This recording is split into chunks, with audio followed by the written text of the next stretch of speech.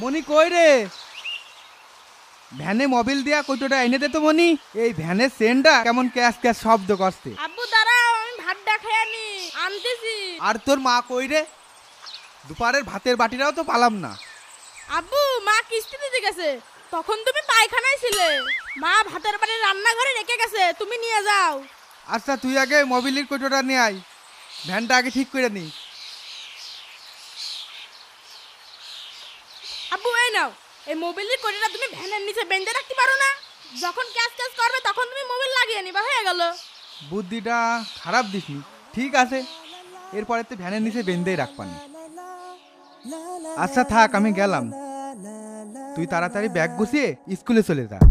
আব্বু, আমি একা একা স্কুলে যাব? হ, একা একাই যা। ক্লাস 1 থেকে 5 পর্যন্ত তুমি তো আমার ভ্যানে করে স্কুলে দিয়ে আসতে, আজকে আবার একা একা জাতি করছো কে? কেন, কালকে তুই কি বললি মনে নেই? আব্বু, আমার বন্ধু আকিবের বাবা বড় পুলিশ অফিসার, ফয়সালের বাবা বড় সরকারি চাকরি করে। আমার বন্ধুরা আমাকে বলল, কি রে তোর আব্বা কি করে? আমি গর্ব করে বললাম আমার বাবা ভ্যান চালায়। শুনে ওরা হাসতে লাগলো। আচ্ছা আব্বা, ভ্যান চালানো কি পাপ? না রে মনি, সৎভাবে ইনকাম করাটাই বড় কথা। শোন, আল্লাহ আমাদের যা দিয়েছে তাই নিয়ে আমাদের খুশি থাকতে হবে। আর তুই বইতি পড়িসনি, সৎ পথে থাকা মানে সম্মানের। আব্বু, সামান্য এই কথার জন্য তুমি আমার স্কুলে দিয়ে আসবে না? তোর বন্ধুরা সবাই শিক্ষিত পরিবারের সন্তান, আর আমি তো অশিক্ষিত। ভাবলাম তুই তো লজ্জা পাতেও পারিস। আব্বু, তুমি মোটেও অশিক্ষিত না, তুমি জানো সততা কি, পরিশ্রম কি, অর্থাৎ তুমি শিক্ষিত। জি স্যার।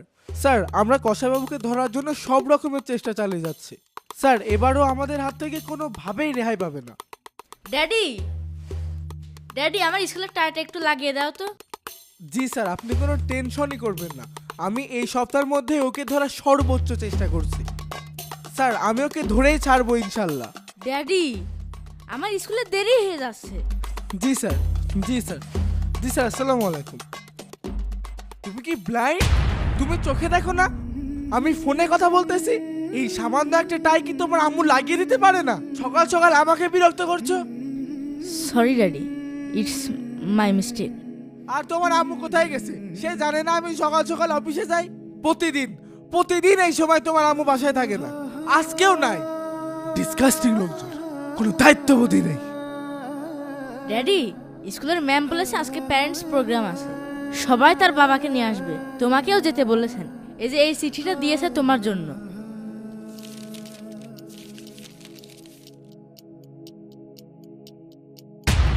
আমি তোমার স্কুলে যেতে পারবো না, আমার একটা কাজ আছে, আমার একটা দায়িত্ব আছে।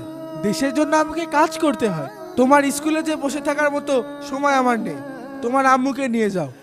ড্যাডি, আম্মু তো প্রতিদিন আমাকে স্কুলে দিয়ে আসে, আজকে আম্মু অসুস্থ, বিছানায় শুয়ে আছে, সকাল থেকে একটুও উঠতে পারছে না। তুমি অন্তত আজকে আমাকে স্কুলে দিয়ে আসো। হ্যাঁ, এটাই তো আমার কাজ। বাসায় তো কেউ কিচ্ছু করে না, সব দায়িত্ব আমার কাঁধে। তুমি জানো আমার 1 মিনিটের দাম কত? দেশের জন্য আমি কত বড় দায়িত্ব পালন করি সেটা তোমার মাথায় আছে? তোমার এই স্কুলের প্রোগ্রামে যাওয়ার আমার সময় নেই। এই নাও, এই টাকা দিয়ে রিক্সায় করে স্কুলে যেও, আমার পিছনে পড়ে দেখো না। ডিসকাস্টিং। ড্যাড, আমি জানি তোমার সময়ের অনেক দাম, কিন্তু আমার কাছে যে তোমার সময় পাওয়াটা সব থেকে দামি।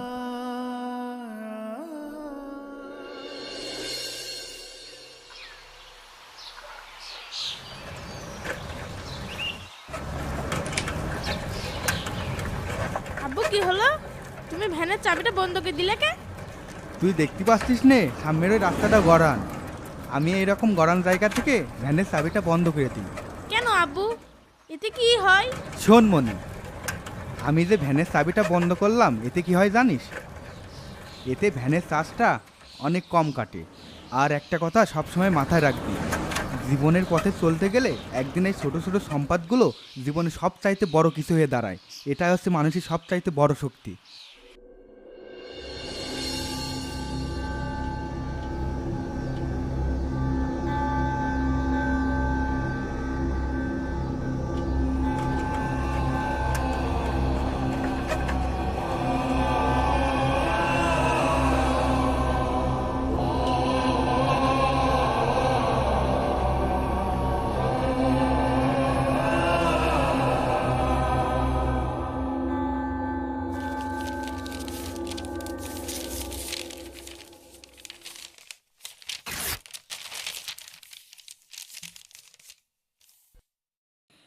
রকিব, তুই খাতার পৃষ্ঠাগুলো এভাবে ছিঁড়ে ফেলছিস কেন? আরে ভাই, এইগুলো আমার পুরাতন খাতা, ভাবছিলাম ফেলে দেব, কিন্তু পরে দেখলাম অনেকগুলো পৃষ্ঠা বেশি আছে, তাই আলাদা করে রাখছি। এগুলো দিয়ে আর কি করবি? তুই একটা কাজ কর, এগুলো ডাস্টবিনে ফেলে দে। না, এই পৃষ্ঠাগুলো আমার আব্বুর কাছে দিবা না। আমার আব্বু এই পুরাতন পৃষ্ঠা দিয়ে একদম নতুনের মতন খাতা বানাই দেবে না। বন্ধু, তোর আইডিয়াটা তো সেই, এটা কোথা থেকে শিখলি? জীবনের পথে চলতে গেলে একদিন এই ছোট ছোট সম্পদগুলো জীবনে সবচাইতে বড় কিছু হয়ে দাঁড়ায়। এটাই হচ্ছে মানুষের সবচাইতে বড় শক্তি। আসলেই রকিবের বাবা কত ভালো। ড্যাডি শোনো, তোমার সাথে আমার জরুরি কিছু কথা আছে। কি কথা বাবা, তাড়াতাড়ি বলো, আমার অফিসের সময় হয়ে গেছে, অফিসে যেতে হবে। তুমি আমাকে একদম সময় দাও না ড্যাডি, সব সময় শুধু তোমার কাজ কাজ কাজ। আমার বন্ধু রকিবের বাবা একজন সাধারণ ভ্যান চালক, কিন্তু ঠিকই তার ছেলেকে সময় দেয়। তোমার বন্ধুর নাম কি, তোমার বন্ধুর বাবা কি করে, সেটা বড় কথা নয়। আকি বড় কথা হচ্ছে আমাদের কাজের ধরনটা ভিন্ন। ড্যাডি, আমার বন্ধুর নাম রকিব, ওর বাবা ভ্যান চালায়। আমি জানি ওদের আমাদের মতো টাকা পয়সা নেই, খুব সাধারণ জীবনযাপন, কিন্তু রকিবের বাবা রকিবকে সময় দেয় ড্যাডি। ওর বাবা ওকে ভালোবাসে, ওকে নিয়ে খেলতে যায় মাঠে, একসাথে বসে গল্প করে। আর তুমি তুমি সব সময় শুধু ব্যস্ততা দেখাও। এত টাকা দিয়ে কি হবে বলো, যদি আমার জন্য একটু সময়ই না বের করতে পারো? ড্যাডি, আমি তোমাকে কিভাবে বোঝাবো? আমার শুধু তোমাকে দরকার। চলো তো বাবা, আজকে আমরা ওদের বাসায় যাব। আমি দেখতে চাই রকিব তার বাবার সাথে কিভাবে সময় কাটায়। সত্যি বলছো ড্যাডি, তুমি যাবে?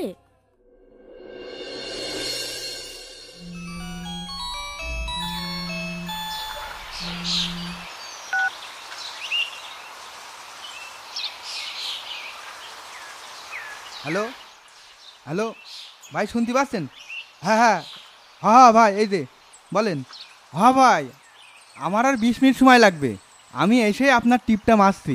ঠিক আছে ভাই, ঠিক আছে। আব্বু, তুমি কি তোমার এই ভাঙা ফোনটা পাল্টাবা না? কতদিন আর এই গাড়ার মারা ফোন ব্যবহার করবা? একটা নতুন ফোন কিনলেই তো হয়। একটা নতুন ফোন কিনে আমার কাজ দেখি তাই বল তুই? কেউ কল দিলি কল ধরলাম, কথা শেষ করে রেখে দিলাম, হয়ে গেল। এর জন্য আবার নতুন ফোন কেনার কি দরকার? এই ফোনেই তো সব হয়ে যায়। শোন, আসল জিনিসটা হলো প্রয়োজন মেটানো, লোক দেখানো না। হ্যাঁ, বুঝতে পারছি। আব্বু, আমার এই নতুন বইগুলোকে এই কাগজ দিয়ে মলাট লাগিয়ে দাও। কেন রে মনি, তুই না বললি তোর 12টা নতুন বইয়ের জন্য 12টা রঙিন মলা টানতে হবে? আব্বু, এখন থেকে আর নতুন মলাট কেনার দরকার নেই। বাসায় তো কত পুরাতন কাগজ পড়ে আছে, সেগুলো দিয়ে সুন্দর মলাট বানানো যাবে। এতে পয়সাও বাঁচবে, আবার কাগজগুলো কাজেও লাগবে। বাহ, আমার ছেলেটা দেখি আমার মতো হিসাবই হয়ে গেছে। শোন, এভাবেই অল্পতে সন্তুষ্ট থাকবি, এটাই হলো প্রকৃত শিক্ষা। আমি এত বড় কোটিপতি হওয়া সত্ত্বেও সুখী না, আরো সামান্য একটা ভ্যান চালক হয়ে পরিবারের কাছে সোনার মুকুট হয়ে রয়েছে। দাঁড়াও, তোমার ব্যবস্থা আমি করছি, তোমাকে আমি দেখছি।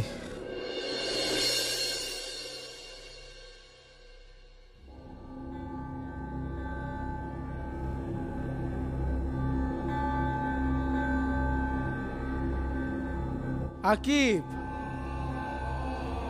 তোমার বন্ধুর বাবা কি তোমার বন্ধুকে আগের মতো আর সময় দিচ্ছে?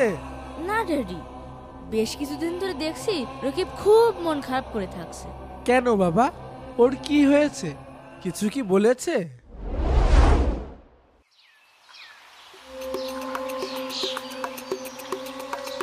ভাইজান কেমন আছেন? সব ঠিকঠাক তো? ভালোই আছি ভাই, আল্লাহর রহমতে। তবে আপনাকে ঠিক চিনতে পারলাম না তো ভাই।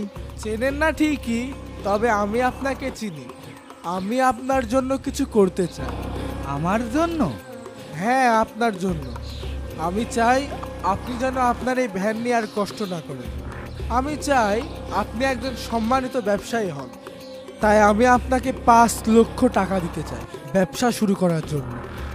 কিন্তু ভাই, আমি তো আপনাকে ঠিক চিনি না, আর এতগুলো টাকা আমি শোধ করব কিভাবে?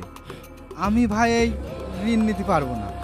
ঋণ দিচ্ছি না ভাইজান, এটা আপনার প্রতি আমার দায়িত্ব বলে মনে করি। আপনি শুধু নিজের প্রতি বিশ্বাস রাখুন, বাকিটা আল্লাহ আর আমার দায়িত্ব। ভাই, পৃথিবীতে এখনো পর্যন্ত এত ভালো মানুষ আছে, তা সত্যি ভাই আপনাকে যদি না দেখতাম বুঝতেই পারতাম না। আল্লাহ আপনাকে ভালো রাখুক ভাই। আপনার দোহাই আমার জন্য বড় পাওয়া। চলুন এবার নতুন যাত্রা শুরু করি।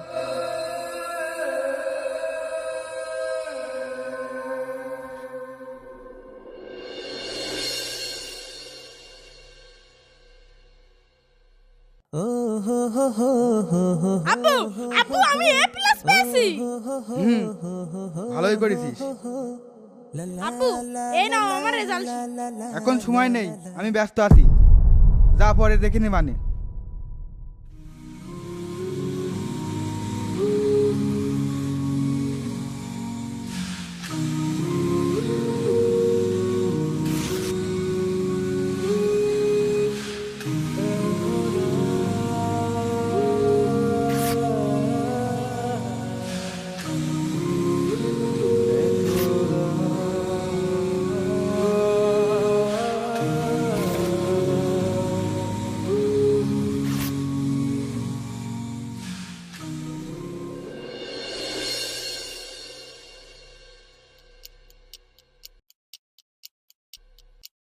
ভাই এই নেন আপনার 5 লক্ষ টাকা। আপনার টাকাই আমি ব্যবসা শুরু করেছিলাম। আজ আমার নিজস্ব প্রতিষ্ঠান আছে, নিজের বাড়ি আছে, সুখের সংসারও আছে। এখন কি সত্যি আপনি সুখী হয়েছেন? মানে মানে ঠিক বুঝলাম না। আপনি বড়লোক হওয়ার আগে দিনে 6 ঘন্টা পরিশ্রম করতেন, দিনে 700 টাকা রোজগার করতেন, সন্ধ্যার আগেই বাসায় ফিরে ছেলেকে পড়তে বসাতেন, ওকে ছোট ছোট গল্প শোনাতেন। আর এখন 6 মাস হয়ে গেল, আপনার ছেলে কখন স্কুলে যায়, কখন পড়তে বসে, কোনো খোঁজ খবরই রাখেন না। শোনেন ভাই, টাকা দিলেই বাবার দায়িত্ব শেষ হয় না। টাকা দেওয়াটা সহজ, সময় দেওয়াটা কঠিন। কিন্তু আপনি এসব জানলেন কিভাবে? আমি সবই জানি। আমি আপনার ছেলের বন্ধুর বাবা।